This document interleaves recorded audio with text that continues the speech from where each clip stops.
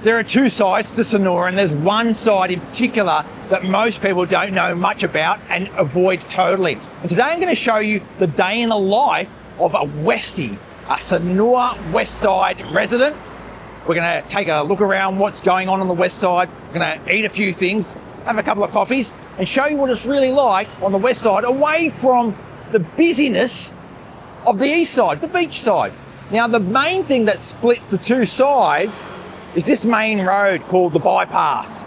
The bypass is a natural barrier, or a man-made barrier, between the two sides, and it really sort of hampers people from crossing from one side to the other. Our first stop is a cafe in Prapat Bres, which is the rice field in Sanur. There's not many rice fields anymore, but this is one of them. Let's see how you get there and what it looks like. A fairly typical way to come across from the east side to the west side on foot is down Jalan Kasari, and then down this little alleyway here, and that joins up to Jalan Ngandang.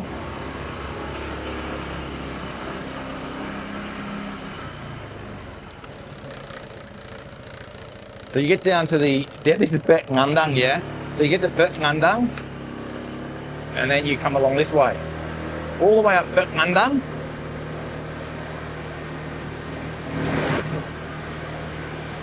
This road's got a few good things on it as well. A couple of warungs, a lot of houses, but a couple of good warungs like Warung SMS.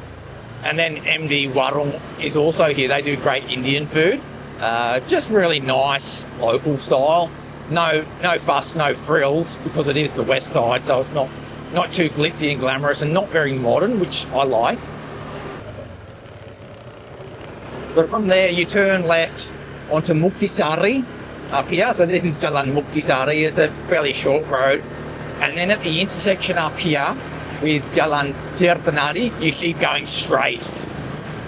You can walk it fairly easily. I mean, from the east side to walk all the way to where we're going right now is probably 3 kilometres. It's not the end of the world. And it's a nice walk. We get stuck behind the rubbish truck there. The rubbish trucks are all around the place these days, picking up rubbish a little bit more than they have been in the past for some reason. I don't know why, but for a long period of time there, they really stopped picking up rubbish very often, and there were piles of rubbish sort of piling up around the place a little bit. But now, I seem to have got back in the swing of things.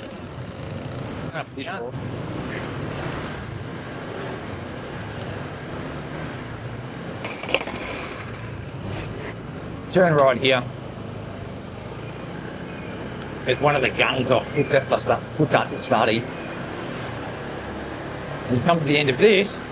Once you come to the end of this, you get to a canal, and this is the canal that actually comes out at Murtasari in there. You know, it's one of the canals which joins up and makes that canal right down near the ocean.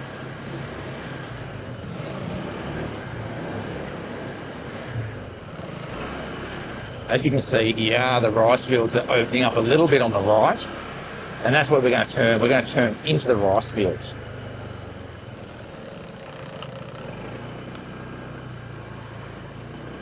Now, these rice fields probably aren't going to be here a lot longer. I would say a couple of years and they might be gone, because a lot of them are getting taken up with buildings these days. But yeah, this is where our first stop is, and it's called Umago.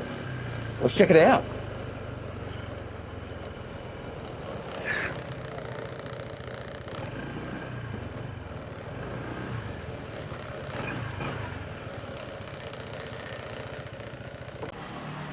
This place has been here a few months already.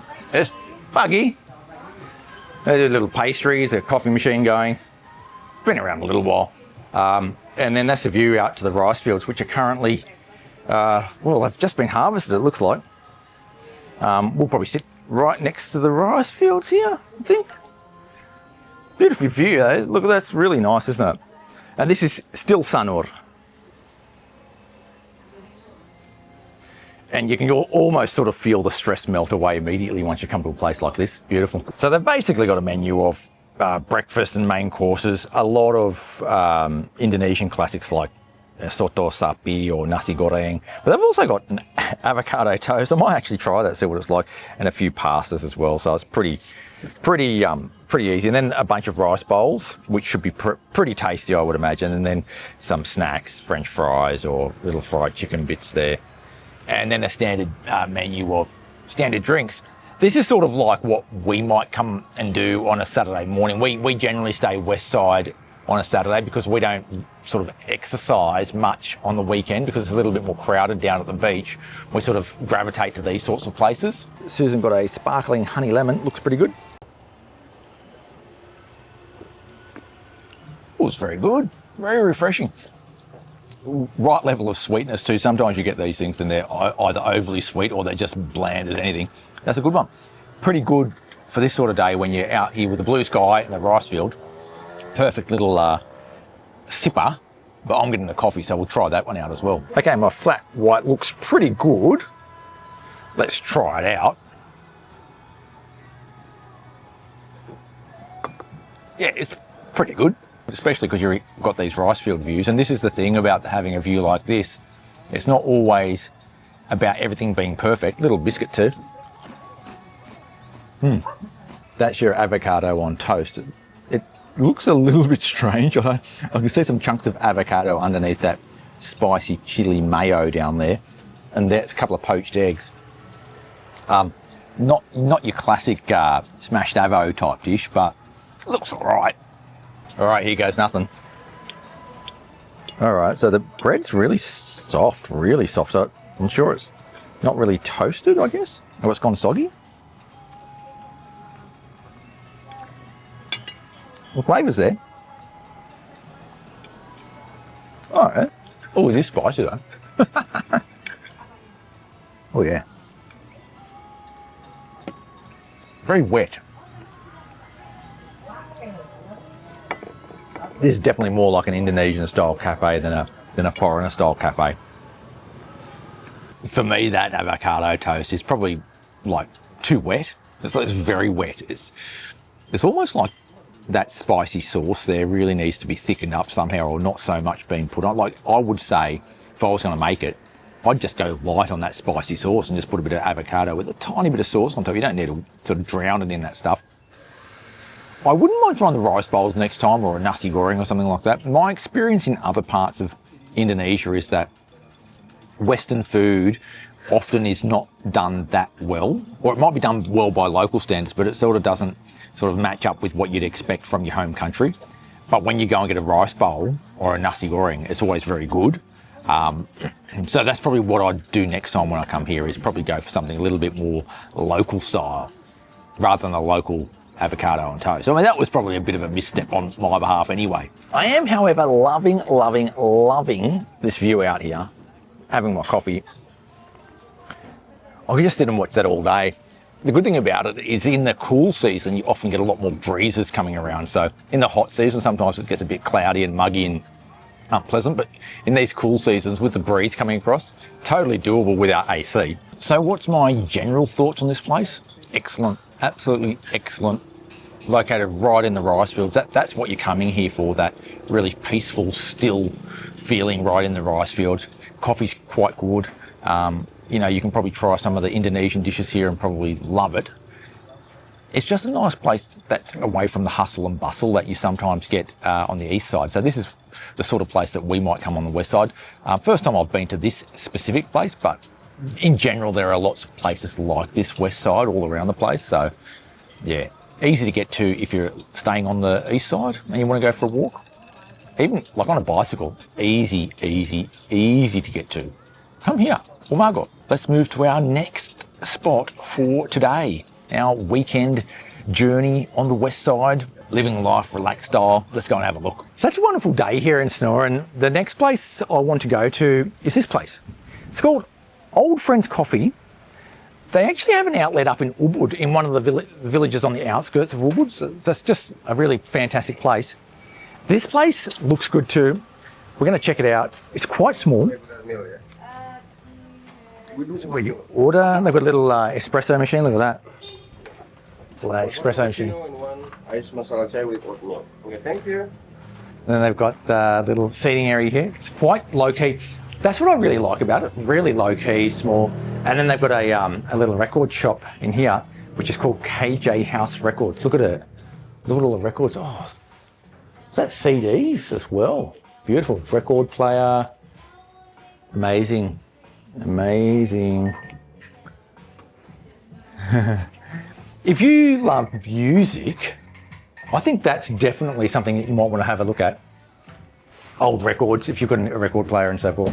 This place is actually conveniently located really close to the big supermarket called Grand Lucky. I know some people don't like Grand Lucky, but most people do love it. So if you're in Grand Lucky, you can nick around here. Like if you've got a partner that likes to spend a lot of time shopping, you can nick around here, literally around the corner. Like if you just go maybe 20 meters, well, I think it's actually on the corner, maybe 5 meters past Grand Lucky and then turn left, you're on the road that leads here.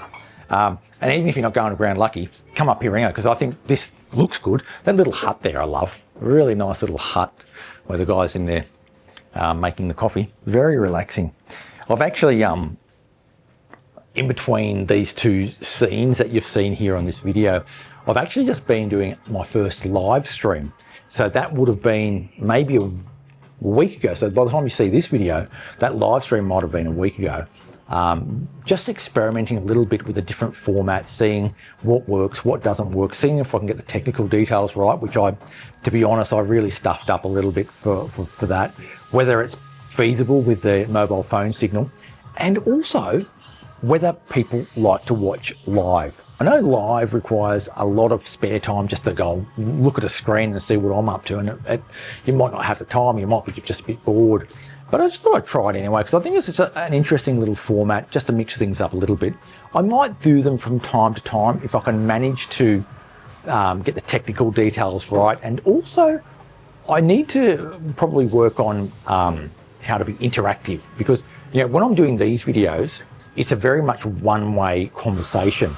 And the whole point of doing live is for it to be a two-way conversation. And I'm not used to that, so I probably need to practice a little bit of that as well. But if you've got any advice or any tips or comments regarding live videos, let me know.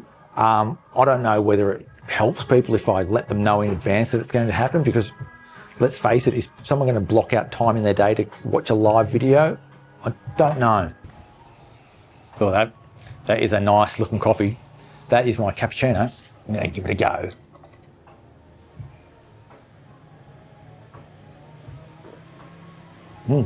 It's very good, very good. Susan got a little iced, what is that? Iced masala chai. It's really good, really good. A good place to sit and relax. What I'm liking is that the music is pretty on point, because I've got that record shop next door. The people that run this place know about music and about mood. They don't just have some random pop music on, which you go to a lot of cafes. They put random pop music on that's like maybe 15 years old, mainstream, just does not set the scene well at all. This place just got the right groove happening with the music. The coffee's good. You've got a bit of a breeze happening. It's really just comfortable and relaxing here. Highly recommend coming here to Old Friends Coffee up west side of the bypass. It's very good.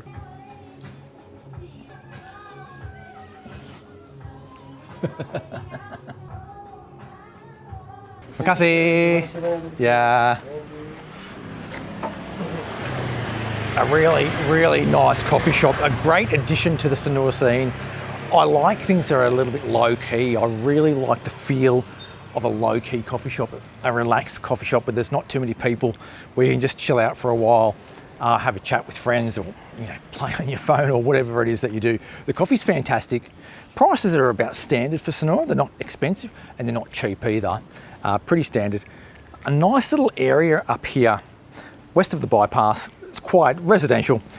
It's actually not far from the bypass itself either. So you don't have to travel that far if you want to come here and have a coffee. Really love it. This is a pretty typical Saturday for me here in Sanur, going to a couple of coffee shops, maybe go inland to Renon, just relax a little bit.